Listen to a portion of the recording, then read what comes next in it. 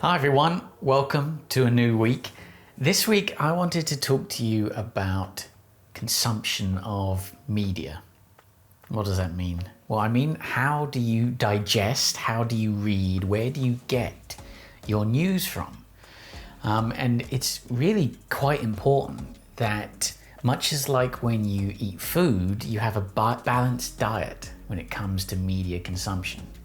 Think about it, when you're eating food, you may see a juicy steak that you want to eat, but in your mind you think to yourself, I need to have some vegetables, I need to have something green on the plate, I can't just eat a steak. You should really have the same kind of thought when it comes to reading news or watching the news.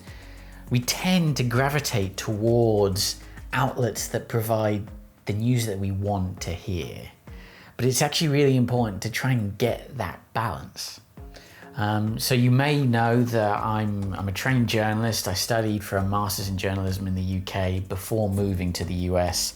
And one of the things that you learn when you're studying to become a journalist is it's almost impossible to be completely unbiased when you're presenting a story. Just the inherent fact of you are experiencing a certain viewpoint means that there's going to be bias in your reporting. So it's your duty as a professional trained journalist to get every side of the story, or as many sides as you can, to try and give a balanced and fair view of a story. And since coming to America, I found something really interesting, which is that people don't like watching the news. So many people I talk to, I don't watch it, I can't watch it, I don't like it. It's biased, it's not true, it's made up, it's fake news, just not for me. And that really worries me because journalism is important. It's an important part of daily life. Journalists are the ones who are holding to account those in power. And when you don't trust the news, you don't trust the media, that gives those in power free rein to do whatever they like. What's also interesting that I kind of learned as I was coming into this world of journalism is that the industry has been trying to work out how to make money. How do we go from print journalism, newspapers and magazines, and how do we convert that into the online world?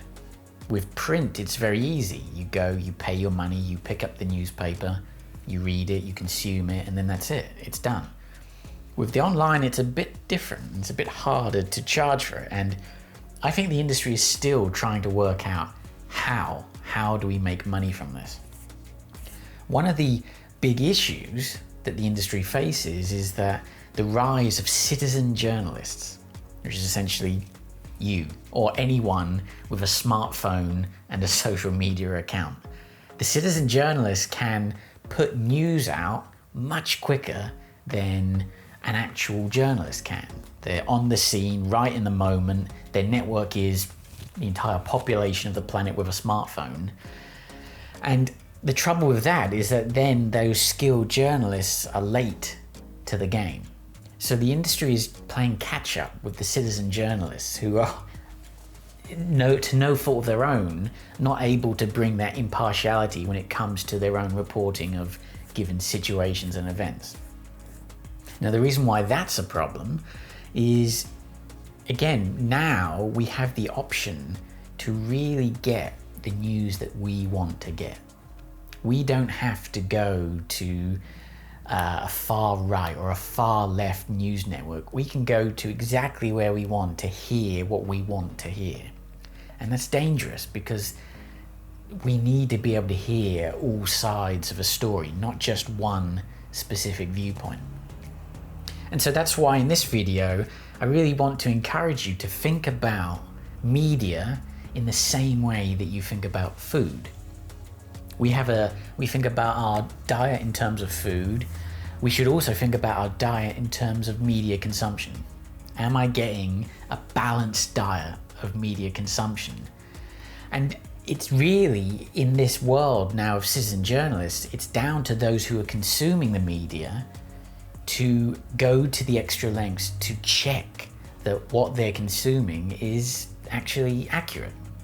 And the ways that you can do that is to check multiple sources and to think about, could there be an ulterior motive to this outlet presenting this story?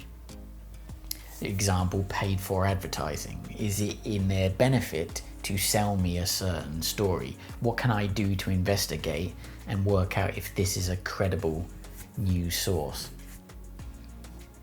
So there you have it. I hope that shines a bit of a light on this crazy world that we're living in at the minute. And yeah, I really hope you can take on that notion of media as a diet.